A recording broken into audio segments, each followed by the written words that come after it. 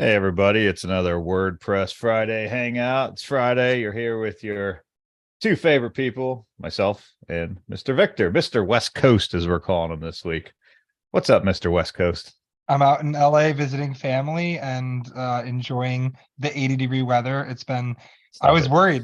I was worried. Yeah. You know what? This is payback because on the WordCamp Phoenix show, the whole time I was talking about the amazing weather. And now I'm back in Philly and it's a little bit cold here today. And you're And out west raining. with karma, Yep. man. Karma. Karma. It's terrible, Karma. but let's get into it. We got a great show. We got a great guest, the amazing Kathy Zant. As always, Kathy, welcome to the show. I'm so happy to be here. Thanks for inviting me. Yeah, thanks for coming. We were joking pre-show that Kathy and I don't podcast together enough. We have another show we do over with Bob and Dave over there around kind of future tech under Do the Woo banner, but talk about Web3 and AI and blockchain and cyborgs and all sorts of cool stuff that are coming. So but we're like, you know what? We're talking WooCommerce, Shopify. Kathy would be a really fun guest to have on. So we're excited to have you here. Why don't quickly you just tell everyone a little bit about you I'm sure they've all heard of you, but just in case there's somebody out there who has not, what does Kathy do out there in the WordPress and internet space?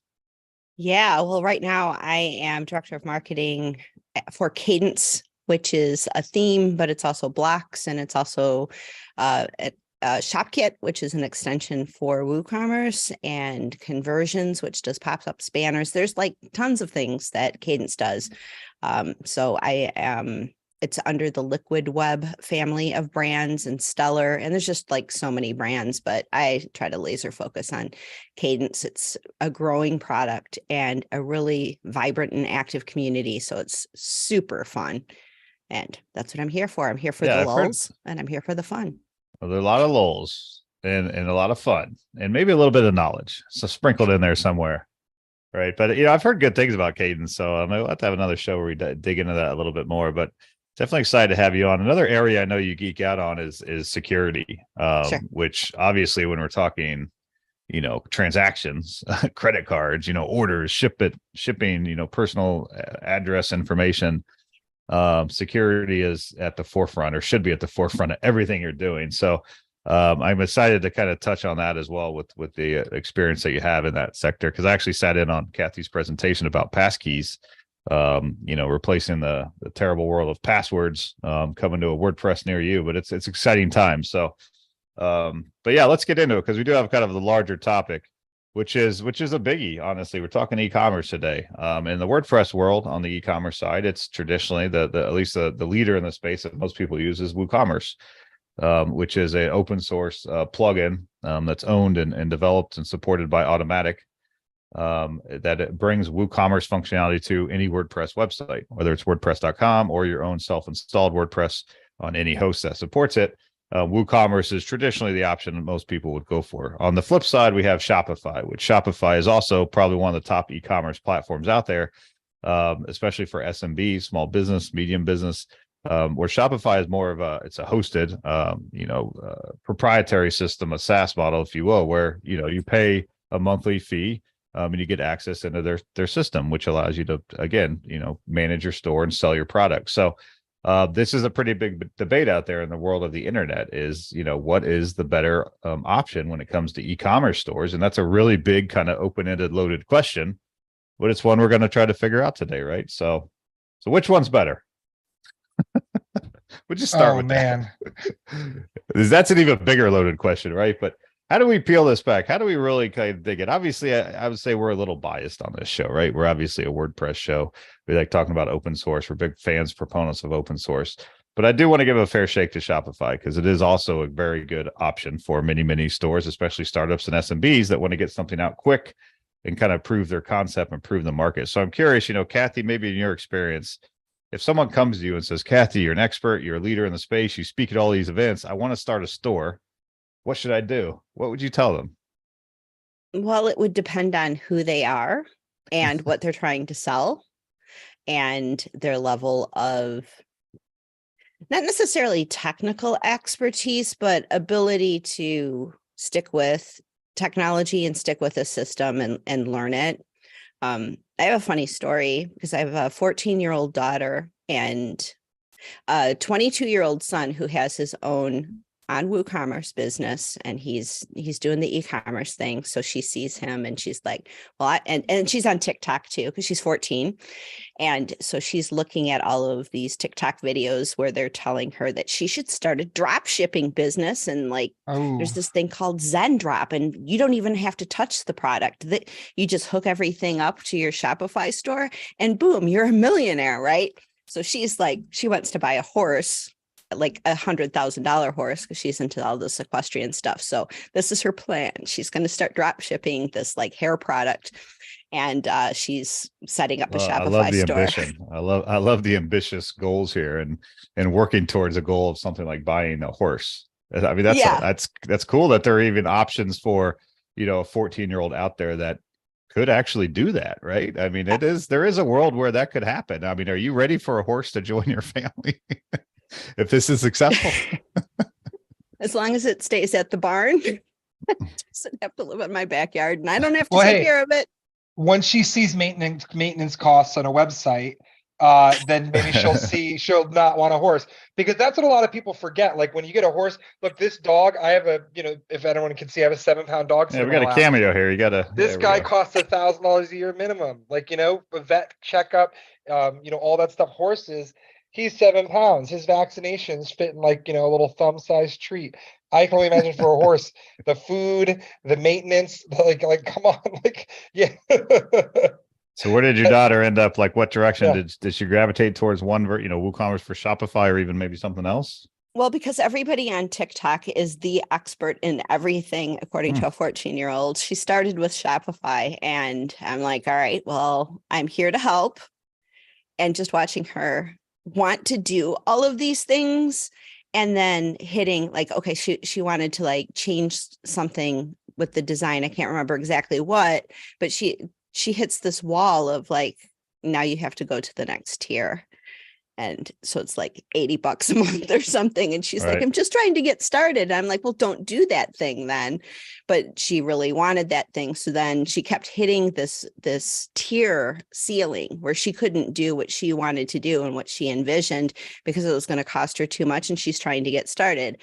So then I'm like, all right, well, your brother's on WooCommerce and this other family member's on WooCommerce, and I know WooCommerce. We're like, a Woo let's family. try it. We do Woo in this house. Yes, exactly. I'm like, I don't know what planet you're on, kid. But anyway, so she started working with WooCommerce, and oh boy, did I get some complaints about how hard WordPress is. And the big thing for her is she goes into the customizer, and then the customizer frame is over on the left. And then she's got like, she can see what the customizer is changing, but why can't I change any of the text there? And I'm like, well, you have to come.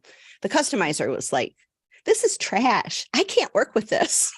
So she kept hitting the wall there, but then she finally gets her WooCommerce store all set up, and then the drop shipping company like fails her, and now she wants to be a real estate agent in Florida. No, the dream is dead. The dream of an e-commerce drop shipper is now dead for the 14-year-old, because it just got too hard for her, and she didn't want to stick with the technology. So that's why I say I would ask people, how much do you want to stick with it? Or do you want to like completely farm it out and have somebody else do it for you? But if you're just getting started, and most people with e-commerce, when they come to you and say, I want to start with e-commerce, they are maybe starting with a new product, or they've never done anything online before.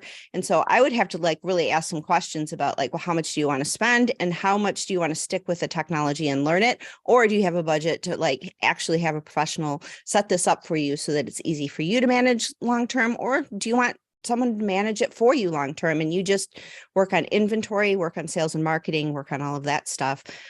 So I don't think there's like a one size fits all kind of answer, because for some people, they don't want to deal with anything. They're willing to pay Shopify and all of the exorbitant fees and just do that.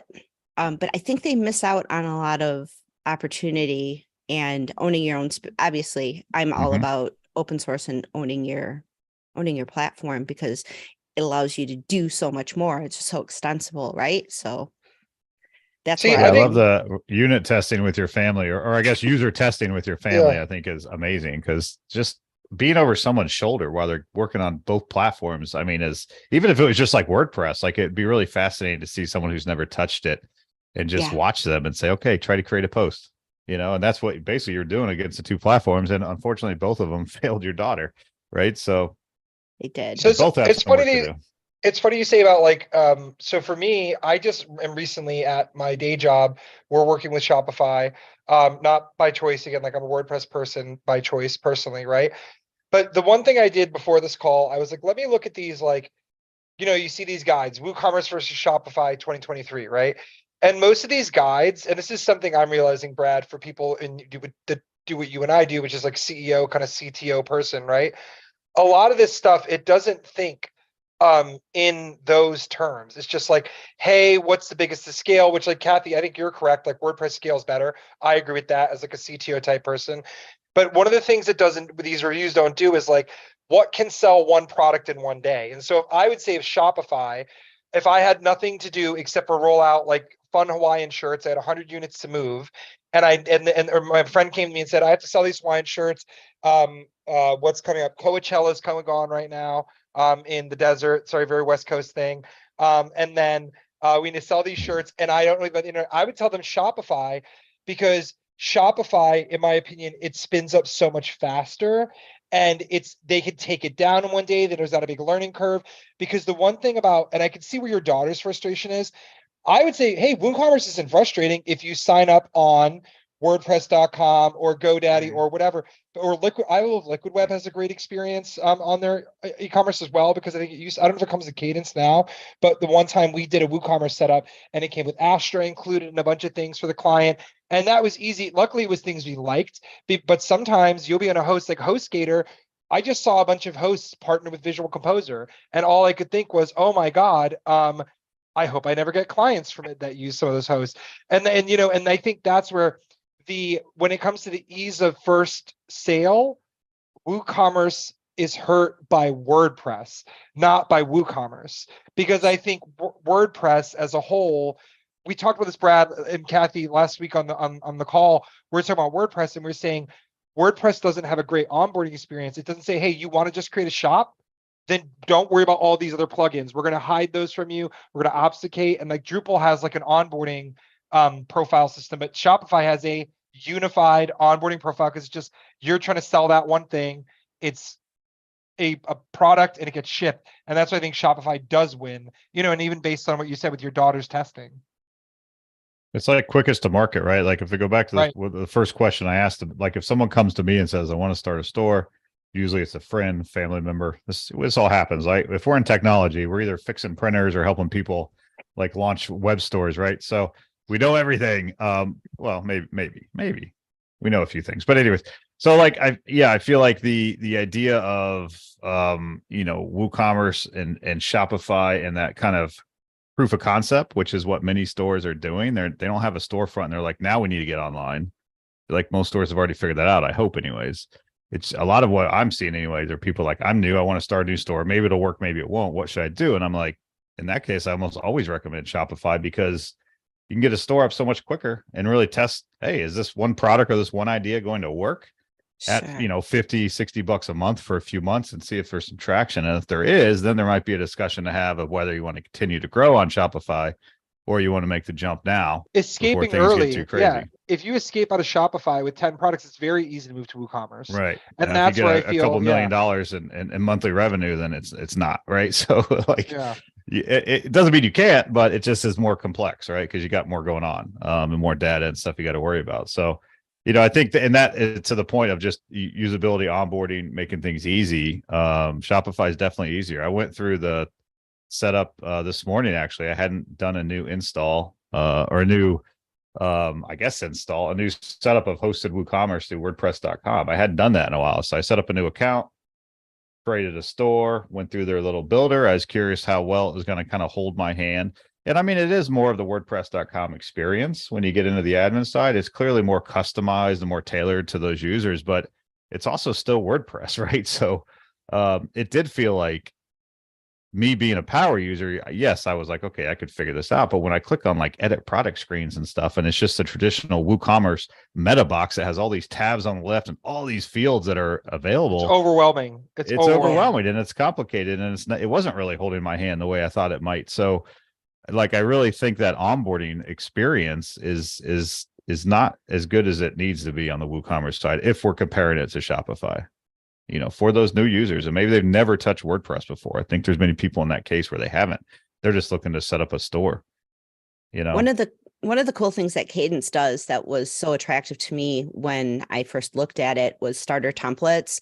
And so there's like a separate starter template plugin. You go in, find your e-commerce templates, and it's not just like one page. It's like builds out an entire site with sample data in it, and it installs WooCommerce. It installs, and you can do learning management, and it'll install, LearnDash because we're related, but the e-commerce ones just install WooCommerce for you, give you some sample content, because it's like that. Those blank fields, I think, are what scare people. It's like, well, what do I put in there? But if you load up something and it's got sample products in there that you can then just, delete as you're getting your own, it gives you an idea of like, oh, okay, well, I see how this works. The big thing has always been like variations. Like everybody I've ever sat through an install of WooCommerce with is getting the right variations in there, and understanding how their variations work has been just like the bulk of the work of like understanding, this comes in various sizes. And the t-shirt example is of course like the big one, but I've sat with people where they have different, like, 8-ounce, 4-ounce, 7-ounce, like all of these different like variations, and helping them figure all of that out has always been really hard. But just like getting started, those starter templates, it's like, boom, here's your site, edit it. It's a big help. Yeah. And Big it's help. funny you say that because, well, sorry, I think Kadence does a great job where it's actually close to core. And I was making sure, that's what I was looking up here, make sure it's still doing that. It uses Gutenberg. And honestly, that's another thing where I think about Brad. I'm learning more and more. My little brother right now is doing a whole new project. And every time he keeps doing and he's being my worst client, because I love my brother, but he's like, hey, I found this plugin that does that. I go, I didn't ask you to go find plugins. I asked you to tell me what functionality you wanted. I'm going to pick the plugin because I have to pick one that I can migrate away from. They don't use custom tables for no reason. He's like, don't worry, I reason. installed 5 of them and they're all running right now just to check them out. and they're all trying to do the same thing. It's fine. Yeah.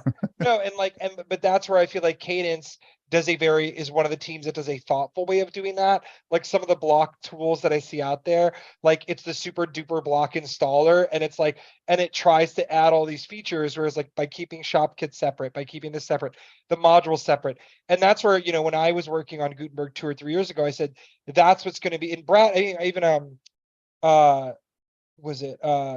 Chris Lema had an article about that, talking about how blocks would become the pattern standard. And it still drives me crazy when plugins aren't using Gutenberg and FSC APIs, they're using their own, because they're making, and that's why I said WooCommerce has a WordPress problem. Like where it's like but that's also where I think WooCommerce has a WordPress benefit. I've been speaking to like friends and family, and even I forget who it was, someone an Eastern Europe, like one of the agency developers of like Eastern Europe, I forgot his name. He was talking about, hey, who's using what for forums and like social? We keep coming back to BuddyPress and BBPress, and it made this conversation of everyone being like, no, I hate those things and blah blah blah. But for me, I was like, well, wait a minute, no, I love those things, because now I think a lot of people, maybe that's what they don't think when they're a small business person. They're like, oh, I'm gonna have like my website on Shop, my store on Shop, with my blog on WordPress, my forum on Circle, right? I'm going to use Discourse for chat. And then when they try to reconcile all that data in a backend, and that's what I do for a living, and that's what I think of, in a big data warehouse, it's going to cost them more to get in a singular data warehouse, all that data. And then it's also a bigger compliance issue. Whereas now the one thing I'm noticing is I'm saying, hey, when people sign up for your forum here, they're also then registered for your store. We have it synchronized via WP Fusion to Active Campaign.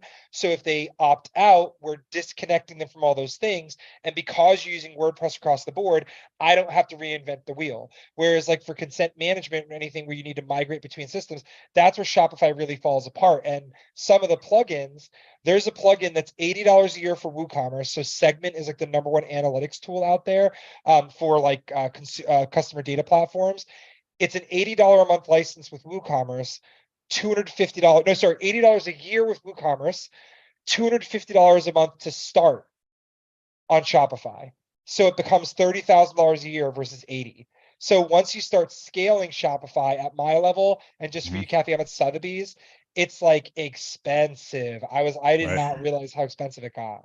Yeah, for big Wow. e-commerce, it is a chunk of change. I mean, and that's stuff you have to factor in no matter what you're using, right? You Because have almost engineers, right? Yeah. all these platforms, if you're using their payment, processors, or there's certain fees, they're all fairly comparable. I was looking at the fees, and Shopify and WooCommerce, I think, are identical, or Woo Payments, I guess, are identical. Yeah. At least for online orders. I think there's a slight difference for in-store orders if you're using like a POS system. Is it POS system or point? Yeah, POS system. I always Point of like the sale S is system. system. No, because the I don't S want to is say point of system sale. system. It's Point of not like sale system. ATM machine. It's not ATM because Right. I'm automatic always teller like, wait, machine. should I say Yeah. that? Yeah. So, I think another challenge I've noticed on the WooCommerce side is, and this is just this is just reality of what the product is. It's a product and it's a service, right? So the product being anybody can download WooCommerce, install it on their own WordPress site, configure it, customize it, away you go.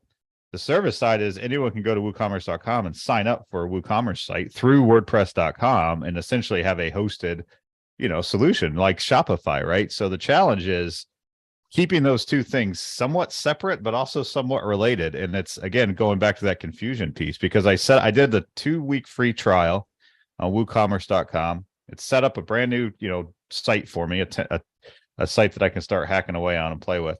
And then I got an email saying, hey, welcome, blah, blah, blah, welcome to WooCommerce. And when I click on the email, it takes me to WooCommerce.com/my account, and which is where it has like anything you've purchased on WooCommerce.com. So if you It's your downloaded WordPress.com extensions. account. So what it did for the free trial is it created an order that it completed that shows I purchased 19 products for $0, and it has all the extensions it basically tacked on for the free trial. Like, this is confusing as hell. I signed up for WordPress.com to have a hosted solution, and now I click in, and now I'm on this product page like I ordered something, all these products listed, So this like separation of products versus service is still clunky. If I was a new user, I would be thoroughly confused right now about what I'm looking at. Where's my store? Why am I on WooCommerce.com now? And why is it talking about an order I placed for all these extensions I don't know anything about, even though it It's says also 0? confused the WordPress.com being attached to WooCommerce and Gravatar. And my brother was like, wait, why do I need WordPress.com, Gravatar, all these things? I'm like, oh, that's because you're in the WordPress ecosystem. He goes, I thought you said it wasn't a platform. And I was like, They're it really is. trying to hook that in. Is that a Yeah. requirement, or does anyone know, is a WordPress.com account currently a requirement for WooCommerce, buy or and for download WooCommerce plugins, to yes. work on a self-hosted install? Yeah, to buy and download plugins. It's really, and so my brother. To buy and download the plugins, yes, but if I just want to install Woo, Oh, no, I don't think so. No. Not that I and to that point, like when I signed up, I have the screen here. As soon as you click get started, it takes you to account creation screen, and it says all Woo stores are powered by WordPress.com. That is not Ooh, true. no. And that's confusing, right? It's, this process I'm going through, yes, that's true, but not all Woo stores are powered by WordPress.com. So to your point, it's little things like that where it start to blur the lines of what am I actually signing up for? What is powering this? Can I WooCommerce only use has a .com? WordPress problem, and that's what I keep. And listen, Yeah. Brad, I love being a thorn in the side. I always will talk trash on it. WordPress.com is being inappropriate, and like that's like, listen, I'm telling you right now, I can't wait. So like if the FTC, if this administration stays in, the FTC is going to have a field day with WordPress. Mark my words, because like we have a consolidation issue at WordPress, and we're breaking a lot of the rules that the FTC is going after real estate organizations for. And like it's so weird. We're 42% of tech, but no one's quietly said to the FTC we're the problem. Like, because like that's why we're lucky that we're nerds and none of us there's no Elon Musk pompous type person pissing off Congress people, because we have a lot of issues that are pointed out all the time. Amazon is a two-sided marketplace that is deceptively, and they argued that we're not doing it, we're giving the best user experience, right? But in reality, the fact that Amazon products are surfaced as Amazon's choice, but they're not saying Amazon's choice because it's our product, right? Mhm. Like they're not saying that. That's an FTC. The FTC has ruled that it's deceptive practice. Well, isn't that exactly what's happening here? All stores are powered with WordPress.com, but that's not WooCommerce. Like, you know what I mean? I think it also, on previous shows, we talk about kind of some of the marketing challenges of WordPress. And in my mind, to your point, I think this kind of falls under that, right? marketing challenge, and whether it's intentional or not, I think some of it is just, I don't think it's all intentional, right? I think some of I it's don't just know. Yeah. whatever marketing person's writing copy isn't really thinking. They're more about thinking, how do we get sales and people to sign up? Some of it might be intentional, but I just think it's part of that marketing issue of, it's the same thing of .org versus .com, and there's no real great solution. And we've been talking about it for, WordPress is almost 20 years. So we've been talking about it a while, right? It's the same situation, I think, here is, how do you really clarify that when it's really two sides of the house, right? But I think I'd like to talk, I think, to be fair, we've dumped on WooCommerce a little bit, which is good, because I don't want to be a completely biased show, but let's talk about some of the advantages, because even some of the things we said are the challenge to do, like the variations and setting up all that product data. The beautiful thing about WooCommerce is you can literally do anything, right? What's So the shared there's user? not a The point where forum. you're going to hit that It's called wall. the It's like, forum. oh, I got to pay more to do this or that. Maybe on the hosted tier, but if you're doing it yourself, the only wall is your capabilities and your technical abilities to get things done, or with who you're working with and what they can get done. So that is a massive advantage to WooCommerce versus a proprietary solution like Shopify is. There is no end. You can do anything you want if you know what you're doing. Where else does WooCommerce stand out?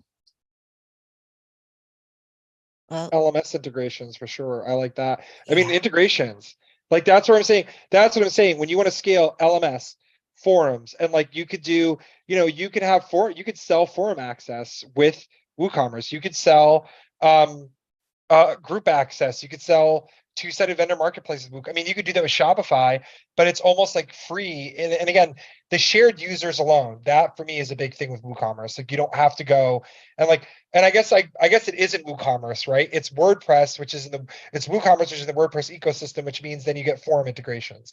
Because with Shopify, you have to go look around and shop for a different forum portal, right? For a different LMS portal, and you have to be, does it integrate with Shopify? Oh wait, and does it integrate with all my Shopify plugins? Because that's something else I realized. The Shopify ecosystem of plugins is not as strongly integrated as the WordPress ecosystem. Like, I feel like everyone in WordPress knows you have to integrate with Yoast, you have to integrate with CPTs, you have to integrate with custom fields. Where Shopify, I noticed, does not prepare for that. Each plugin, you have to almost like scale your own integrations. Good point. What stands out for you, Yeah. Kathy? Well, that a whole idea of owning your customer, owning that customer relationship. I just, as you were speaking, Victor, I just like this thought. I've got people that I consult with who have an LMS, and I also am signed up for some stuff on Teachable, where I was just like, oh, I just want to learn about this thing, but it's on Teachable. And I start thinking about, like, who really owns that customer relationship when you're doing an LMS and it's on Teachable? Is it Teachable's customer? Is it your customer? If you own your shop and you're adding LMS to that, like LearnDash or Lifter LMS, whatever LMS system you're using, it's like that user is still in the users table. It's that customer is still there. If they're buying a product, if they're buying a service, if they're like, well, how do you like offboard people, like all of the integrations and zaps and everything you'd have to do if you have customers in so many different places, just having one customer base and integrating, and that being the source of truth, so that this person, okay, they didn't renew, so therefore they're not a customer for the subscription anymore. All of that stuff can be done in WooCommerce, whereas if you're using disparate systems, the amount of attention that needs to be paid, the things that can go wrong with broken zaps, it just seems like a logistical nightmare. So if you're really trying to build a business, like from a strategic standpoint, just saying, the number one thing that I'm doing here is owning the relationship with the customer and making sure that every decision you make with technology hangs from that decision of, I own this relationship with this customer, whether they're on an email list or whatever that I'm using to communicate with that customer or transact with that customer. I want to own that relationship, because that's your business. Your business is really a connection between what you're offering and people. And so making sure the technology serves that relationship, I think, is critical. Yeah, that's a really great point, especially for anyone that's new into online stores, or just online, selling products online, is understanding that relationship with your customer. And to all the points you just made, I mean, I think that's things that maybe people don't necessarily think about on day one. They're just thinking about, I need to make some sales, right? And Which, I yeah, didn't that's kind of the goal, yeah. but there's more to it than just, a sale. I didn't even think about this, but so the one thing, the technology that I work in right now are what's called CDPs, or customer data platforms. And so those tools are tools like Segment, RudderStack, et cetera. And what they are is essentially a central router where, like, say you have like your Facebook ads, your Twitter ads, you have, your ad tech, then you have your LMS, you have your email system. You want to get all the user data and event data to a central store, and then you store that in a data warehouse. And then you're able to, like you said, do the right to removal. So in that same CDP, you connect it, it goes into all those. And this is beyond, to set those kind of things up in a Zapier would be so many hours. You don't even know if it's done correctly. The CDP, they sell themselves on, they have a Facebook integration, they have a PHP integration, but those tools, setting something like that up is like $250,000 a year, right? But what's so funny now that a CDP is nothing more than saying a customer data platform. I want a singular place to store my users and any event data. And now that I think about it, a WordPress website with WP Fusion connected and using ActiveCampaign as the user store, right? And then if you connect it to a PostgreSQL database, that is a first-party data store. So you actually don't even need Segment. And it's funny because WordPress has that button built in, the request for removal button. And so there's some tools out there, I can't name them off the bat, but a lot of those plugins like that you were saying, like, how do I remove them for these disparate systems? If you're looking at a plugin, and this is where I was saying before, like, I think most people don't know how to evaluate plugins. If I were to sit and be like, okay, does every plugin I add to my WooCommerce store have the ability to remove that data on request for removal, right?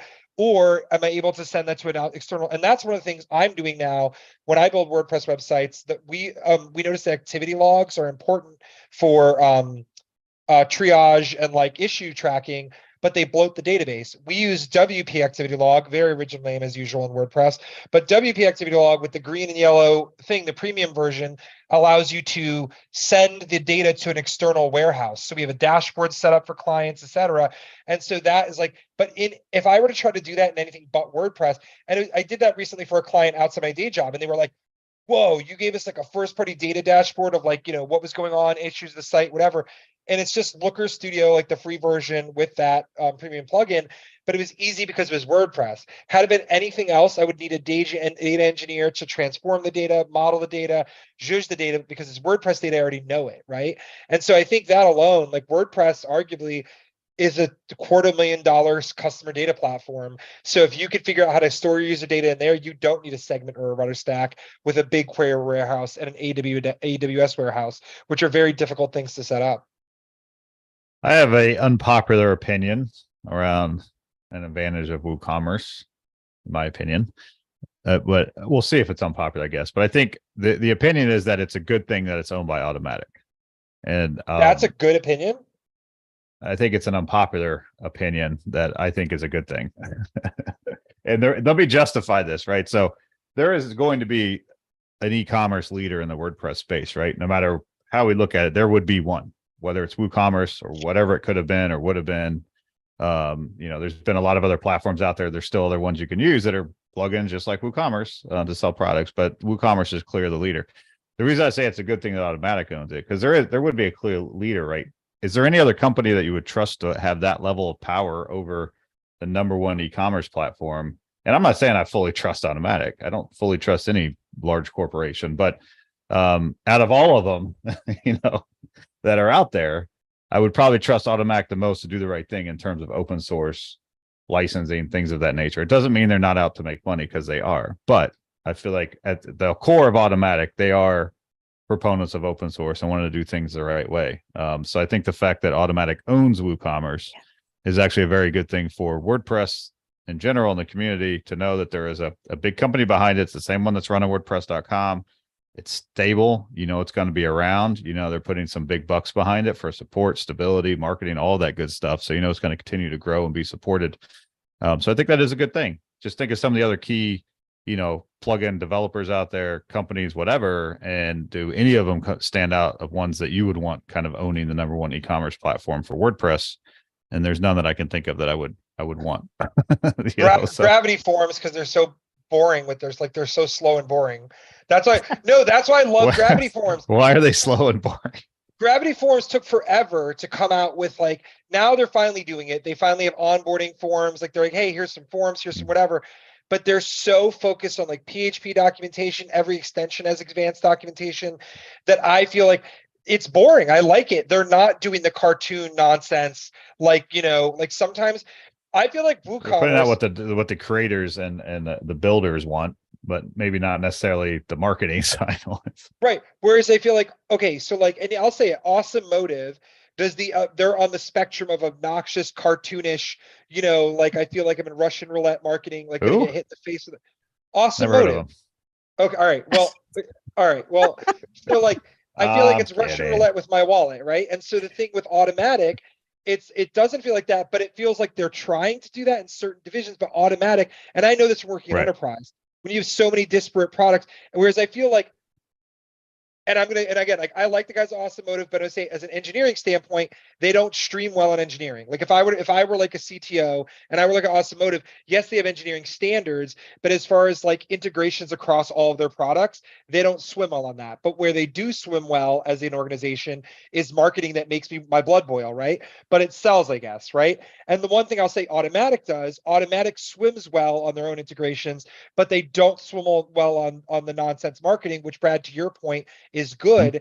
But if they were to get an aggressive CMO with an aggressive CPO, product type officer, those two people would be a nightmare for WooCommerce because they would start to do what you're talking about. What you're saying is they're not doing, which is not, cartoonifying it and like making it seem like it's the only option, making it seem like, the community rated it #1 in 20 blog posts on various blogs. You know what I mean? Like WooCommerce doesn't do that because they don't know how to. I don't know if it's out of altruism. I don't, and I hope it's out of altruism, but I would just say it's that Automatic doesn't know how to, they don't know how to coordinate those kind of things.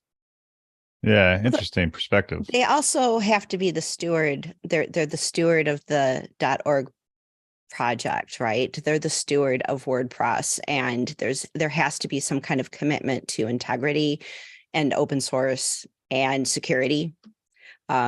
And I've seen firsthand, having been in the security space, in the WordPress security space, I've seen how Automatic handles security.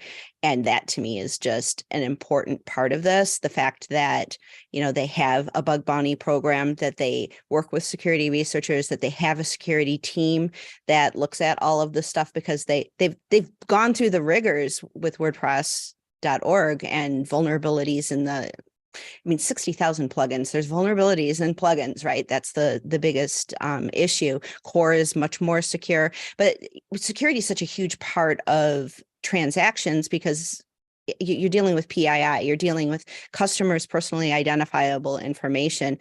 I think Automatic has really shown themselves as committed to integrity, committed to security. So I don't think that leadership there would ever go like the Awesome Motive way of marketing. I couldn't see that happening because they have to be the stewards of I'm agreeing with this that. Yeah, program. I agree. Yeah, I just think Which is a sometimes good thing, right? Yeah. But the one thing I see is like, and this is going to happen now with, if everyone's unaware, like if anyone doesn't follow the market right now, a lot of these big companies are doing a lot of cost cutting, but almost like to the point, Meta apparently is going to be laying off 1 in 4 employees over the last 2 years, right? And Meta had these moonshots. I didn't want Meta actually, they tried to recruit me a bunch of times, and every time they came to me, I was like, this is all the stuff that WordPress does in open source, Meta and companies try to say they do, but then they do it, they don't really do it. And then you're hired just to like, they wanted me to be part of like a Latinos in Tech ERG program, et cetera, right?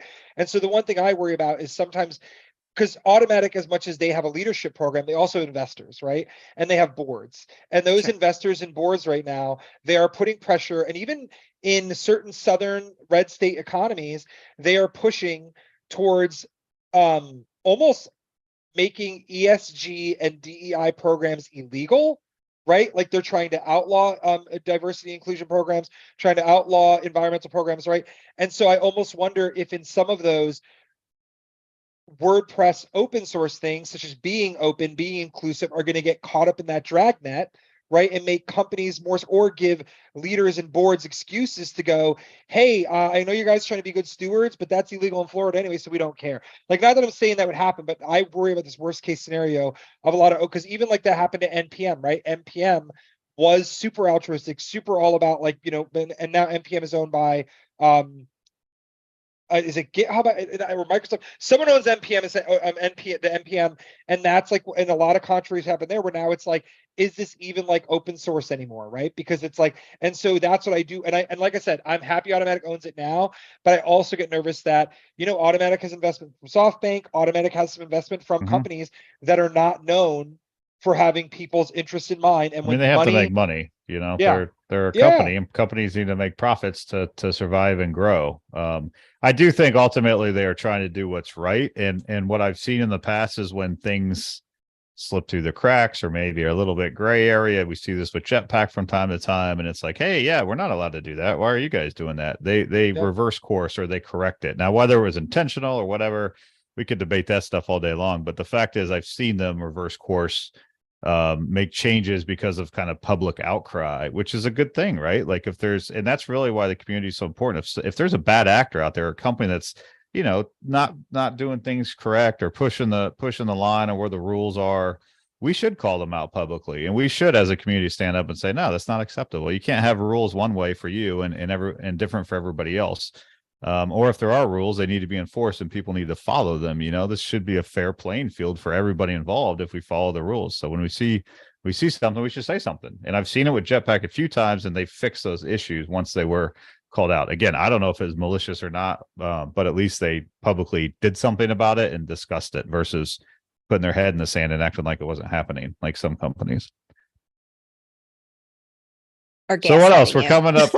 Yeah, we're coming up here kind of on the back quarter of our show here. Anything else around just WooCommerce, Shopify, things that people should consider maybe if they're kind of on the fence or trying to give recommendations? Because it never is which I know people hate it, never is a black and white answer, right? It's like you said at the very beginning, Kathy, it depends, and it does on a number of different things. But what can we put out there to help people maybe figure out what direction they might want to head when they're looking at these two platforms? I mean, I would just say my fun thing, and I think Kathy, you did a great job of it. I have so many students, and you know, I was talking about this the other day at a party. I mentor people, right? And I have friends come to me and say, I want to start a business. And I don't even help them set up a store. I have a friend right now, she's an MMA fighter, right? And she gets sponsorships. And she was like dreading a website. She came over to my apartment, and I have, you know, AirPlay on the big screen TV. In 5 minutes, I used TwentTig with like a couple other things, and I had a full site up. And you know, we were putting like, I gave her, and TwentTig gives you patterns like KadenceWP. I did like a logo. Here's all your sponsor logos. And I was like, we should add affiliate links. And so I didn't even use a full affiliate plugin. I just used like a link masker tool, like a redirection tool. And I got her like, you know, affiliate links, and we got it done in 10 minutes. But then she was like, oh my God, that was so fast. And then it's funny because like, I feel like by giving someone that first jump, right? So I would say to anyone, just download, and I guess like that's one thing too. Like I think WordPress doesn't own local WP. So I would say download something like local WP, which does have a great onboarding experience, install WooCommerce, and just get started and play around. And the nice thing about local WP with WooCommerce, it's a default sandbox environment. What that means is it's not going anywhere. So you can install all the email plugins, all the credit card plugins, all whatever, and there's fake credit card numbers and there's fake, you know, transactional emails via local, and just have fun with it so you can get over the anxiety. And that's what I did with my MMA fighter friend. She installed local WP on her computer, and she just like, I gave her not an admin role. I gave her an editor role, like an elevated editor role. And so she just goes, and then and I'm like, hey, when it's ready, download the install, like, you know, in local WP, and then she's going to send it to me via Dropbox, and I'll upload it to her server. And I think that's like the beauty of, you can't do that with Shopify. And I would say, okay, go on Shopify, set it up. You can't do that. You can't like plug and play, but at least then go on Shopify and, I don't know, sell like a t-shirt to your friend, sell like one little thing, try it out and see the experience. Cause I think a lot of people, I'll get people who sell hats and they're like, I make $500 a week in selling hats. Can I hire you to build me a website? And I'm like, no, probably not, because I'm like expensive. And like, but you sell a few more hats. Yeah, sell a few more hats. But what I say is, why don't you find, and I'll do this as a friend, let's go through your Instagram. What's your most commented hat? Right. And they'll say, oh, it's this. And this is a true story, I guess. Like, this is in Philadelphia. I have friends, like, you know, they're like crafters, vintage store people. And I said, let's get that one hat. and we're going to put it on Shopify or WordPress, the Gravity form system, whatever. And I explained it to them. And I said, let's get you used to, because I think the one thing people don't know about is fulfillment. And I was like, you got to pick a fulfillment tool. And that's like, we're not even talking about that ShipStation, which all integrate with WooCommerce and Shopify. And then once you started to explain that, she's like, I just want an email and know where to send it. I go, ooh, that is like, and that's what I think a lot of people understand. E-commerce has gotten so complicated. It's not that easy. But I think once you set it up locally, try it out, sell one thing, don't even really sell it. Sell it to your friend with a fake credit card number, get the email receipt and how you have to ship it to them. Think about, oh my God, I have to walk to the USPS store. Does my building do pickups? Because my building does. And actually now we have so many influencers in our building. We have to pay for pickup now. and so just try that. That would be my recommendation to people.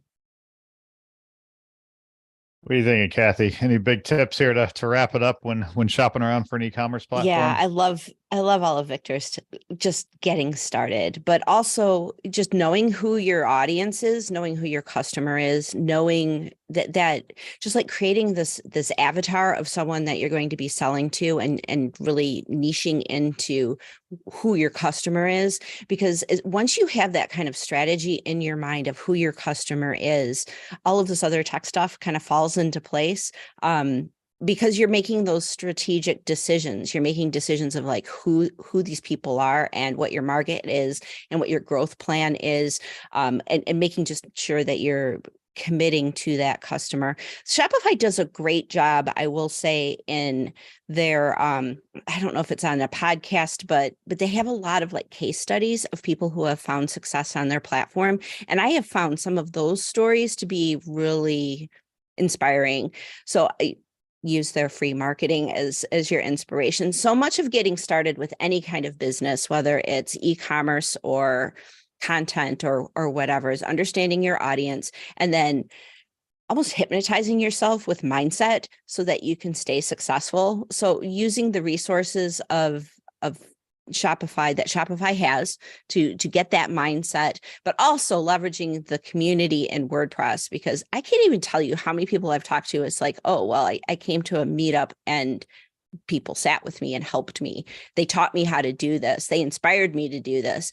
And now that we're getting back to these in-person meetups, I think that this is going to help people get started, because when you're sitting with someone, just like Victor, you talked about your friend, just sitting with them for a minute and just saying, okay, here, let me help you set this up. Let me help you get going.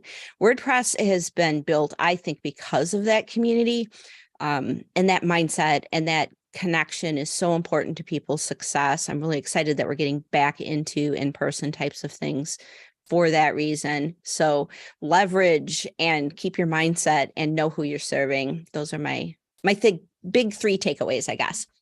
I think that's great advice, because also when you type in best WordPress plugins for fitness trainers, Reddit, because you got to put Reddit on everything now because Google's not doing great, you will find a fitness trainer community. And that's like one of the things when I used to teach marketing, I told people, I'm like, at these startup accelerators, they'd be like, oh no, we're in OTR tires, which by the way are $100,000 earth moving tires they use in mining equipment. And well, guess what? There was a Reddit forum where they all sat around complaining about rubber. And I was like, there you go. I'm like, now you have an audience, and now you can ask them, what plugin do I use to do inventory of OTR tires? Like, yeah, we got Kitchen Sink WP in the chat room saying, if you want full control, use WordPress. If you want to focus on product and sales, not WordPress. Yeah. Maybe not. We'll see. Yeah, I definitely get the full control piece. But yeah, a lot of good advice in this show. I think what it boils down to me is I still think it's just so fascinating that there's so many opportunities to launch a store literally in minutes and start selling whatever it might be, products, services, anything. So, I mean, back when my first foray into trying to sell something online was selling pogs on a BBS. And most people probably have no idea what I just said. And if you don't know what a POG or a BBS is, you were definitely born in the 90s or later. You can definitely I know what those things are, and I'm old, so we're old. I don't think I even sold any, but man, it was fun dialing into the BBS to see if anyone had. It must have been a message board or something on there where I posted POGs for sale that I was buying at a flea market. Yeah, the BBS but just think how far we've come. Oh, fun. Look how far we've come. Now IRC. a couple clicks and our kids and can get on there and start selling products and just learn about internet in e-commerce, which is pretty exciting. So a lot of good options out there, but I think the big takeaway is there is no one answer. There is no one size fits all. Really think about your products, your services, your customer, who you're going after, who you want to find you, the marketing angles, all that good stuff. There's a lot that goes into it, but I think at the end of the day that I kind of like Victor's advice, which is get something online and just sell. See if it works. Get that version 1 up. That's the hardest thing to launch is that first product, that first version. Get something online and start to see if there's something there, if there's some traction, if people gravitate towards it, because maybe there is, maybe there isn't. You might have to make some adjustments for. But the most important thing is just ship, right? Get things out there and iterate. So a lot of great options. WooCommerce, Shopify, there's others. And we'll keep talking about them. So real quick, let's go around the horn and just tell everyone where they can find us online. Kathy, you want to kick us off? Sure. I'm Kathy Zant everywhere. Feel sorry for all the other Kathy Zants in the world because I've taken the handle. But mostly I talk about WordPress and Kadence and security, also WordPress security a lot on Twitter. If you like puppies and kittens, that's my Instagram, and I'm on Facebook. The Kadence Facebook group is like crazy. So Facebook feels like work now. So very vibrant community in there. So if you have questions about Kadence, that's the place to go. So awesome. LinkedIn, I'm on there too. Victor, we can find in some West Coast pizza shop putting weird things on his pizza while he drinks some weird smoothie. Where can people find you, Victor? You just and like Kathy, if you type Victor Ramirez WordPress, Victor Ramirez is it's the John Smith of Latinos. But if you type in Victor Ramirez WordPress on Google, you'll find me. I got that. So. Well, if you search Brad Williams WordPress, I should be up there. There was another Brad Williams in the WordPress to make it even more confusing. Yep. I'm doing my best to own the space, man. I can't own Brad Williams. There's too many of us, but Brad Williams WordPress, I've been fighting on for over a decade. So, but yeah, I'm Williams BA, still hanging out on Twitter by myself. So see me over there. And definitely check out the, then came Zeus. And Zeus has more Instagram followers than me, so there's that. Zeus is so And definitely check out the podcast Kathy and I do over with Dave Lockey on it's on dothewoo.io, and it's the Emerging Web Tech podcast, which we're releasing about once a month, where we dig into more of those future tech, Web3, blockchain, AI, all that fun stuff, and how it impacts and kind of circles back into the WordPress world. So a lot of fun kind of future tech discussions going on. So check that show out. And I'm Brad Williams, another WordPress Friday Hangout. Join us next week. We'll tweet about it. We'll tell you what we're up to next week on Friday. If it's Friday, it's the WordPress Friday Hangout. Hashtag WP Friday for Victor and Kathy. I'm Brad Williams. Have a great weekend, everybody. Get out there and enjoy the sun. We'll see you next week. Bye. Bye.